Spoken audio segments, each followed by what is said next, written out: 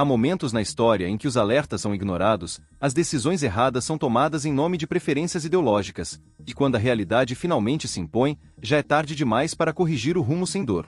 O Brasil está prestes a viver mais um desses momentos. Não é teoria da conspiração. Não é exagero alarmista. É simplesmente o que até mesmo os antigos defensores do atual modelo de governo começam agora a reconhecer. Com atraso, é verdade, mas ainda assim, reconhecer. Maílson da Nóbrega, ex-ministro da Fazenda, é um desses nomes. Até pouco tempo atrás, era mais uma voz simpática à agenda progressista, ao discurso da responsabilidade social acima da responsabilidade fiscal. Agora, ele soa o alarme. O Brasil está a caminho de um colapso fiscal até 2027. Mas será que ainda dá tempo de mudar algo? E mais, como chegamos até aqui? É curioso notar como muitos economistas e analistas, que, em 2022, pediram voto para Lula sob o argumento de que Bolsonaro era radical demais, agora surgem nas manchetes com previsões catastróficas sobre as contas públicas. Maílson da Nóbrega é apenas o mais recente. Antes dele, Armínio Fraga, outro nome respeitado na cena econômica brasileira, já havia admitido a falência da política fiscal atual.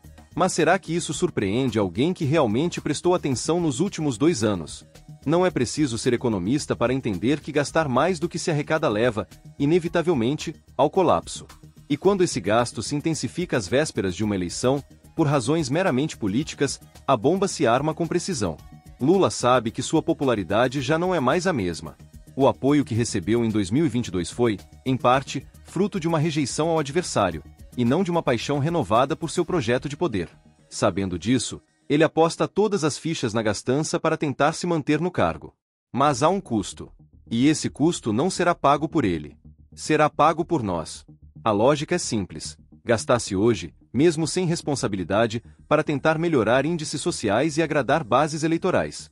E quando o rombo se tornar insustentável, após 2026, que o próximo presidente lide com isso. Seja ele da esquerda ou da direita. A pergunta que precisamos fazer é: isso é justo? Um presidente tem o direito de comprometer o futuro de todo um país apenas para salvar o próprio mandato? Em 2023, o governo substituiu o teto de gastos, criado em 2016 como um esforço concreto de responsabilidade fiscal, por um novo mecanismo, o famigerado arcabouço fiscal. Desde o início, muitos alertaram: sem sanções, sem penalidades reais, o arcabouço seria ignorado sempre que fosse conveniente. E foi exatamente isso que aconteceu. Se o governo estoura o limite, basta enviar uma cartinha para o Congresso com um pedido de desculpas. E segue o baile. Um esparadrapo para curar uma facada. A imagem não poderia ser mais precisa. Como esperar que algo tão frágil e simbólico resolva um problema estrutural tão profundo? Outro ponto polêmico, mas necessário, é a discussão sobre o salário mínimo.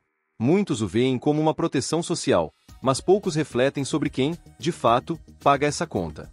A verdade é dura: funcionários públicos e aposentados são os principais beneficiados por essa política, enquanto a outra metade do país, a que produz e empreende, carrega o peso nos ombros. Mas até quando isso será sustentável? Segundo os analistas mais céticos, nem mesmo os reajustes no salário mínimo serão possíveis após 2027. Todos os recursos estarão comprometidos com gastos obrigatórios, aposentadorias, folha de pagamento e dívida pública. Não haverá espaço para investimento algum. O cenário é tão grave que, mesmo hoje, setores vitais já sentem o aperto. Não há recursos suficientes para ciência, tecnologia, agricultura ou segurança pública. E a tendência é piorar. Se não há dinheiro hoje, o que nos espera amanhã? E mais, o que acontecerá quando o governo não conseguir mais emitir títulos da dívida? Quando não conseguir sequer pagar os juros acumulados? Estamos prestes a descobrir. Maílson da Nóbrega comparou a situação de Lula com a de Joe Biden, nos Estados Unidos. No caso de Lula, há uma diferença crucial. A irresponsabilidade fiscal parece ser uma escolha deliberada. E se ele não se reeleger, deixa a bomba armada para o sucessor. Uma herança maldita que impossibilitará qualquer política pública nos anos seguintes. É fácil culpar os políticos. Mas quem realmente vai pagar essa conta? Você. Eu. Todos nós. O rombo fiscal que se anuncia para 2027 não cairá no colo de Lula. Ele já terá sido reeleito, ou estará fora do poder. Os grandes economistas que hoje choram leite derramado, como Maílson e Armínio, não sofrerão com isso. Eles estarão seguros em seus cargos, colunas e consultorias milionárias. Quem sentirá a crise na pele será o povo. Será o agricultor sem subsídio, o professor sem reajuste, o policial sem equipamento, o jovem sem acesso à universidade, o médico sem estrutura no hospital. E por quê? Porque, lá em 2022, optaram por tirar o Bolsonaro a qualquer custo. E agora estamos vendo o preço dessa escolha. A responsabilidade é do governo? Sem dúvida. Mas também é de quem o apoiou, mesmo sabendo do histórico de corrupção e de má gestão. Também é de quem fingiu que não havia alternativa. Os especialistas que hoje criticam o governo foram os mesmos que pediram voto para ele. Eles não apenas erraram, eles nos arrastaram para o erro. Agora tentam posar de sensatos, de alertadores. Mas o alerta veio tarde demais. Quando falamos em colapso fiscal, parece algo distante, técnico, difícil de visualizar. Mas ele já começou. Os sinais estão aí. Falta de verbas em ministérios-chave. Inflação persistente que corrói salários.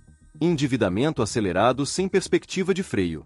Empresas estagnadas, receosas de investir. Desconfiança do mercado financeiro. E uma classe política que só pensa na próxima eleição. Será que realmente precisamos esperar 2027 para reconhecer que já estamos dentro da crise? O que mais precisa acontecer para que o povo brasileiro acorde? Será que vamos continuar aceitando narrativas confortáveis enquanto o país derrete diante dos nossos olhos? Será que continuaremos deixando que economistas que erraram feio em 2022 tentem agora se redimir como se fossem profetas? O Brasil precisa, urgentemente, de um pacto com a verdade. E isso começa por reconhecer o erro, parar de mentir para si mesmo e entender. O governo atual não tem responsabilidade fiscal e a conta está chegando. Se não reagirmos agora, seremos todos reféns de um sistema que pune quem produz e recompensa quem gasta sem limites. O colapso não é inevitável, mas só vamos evitá-lo se pararmos de fingir que ele não está vindo.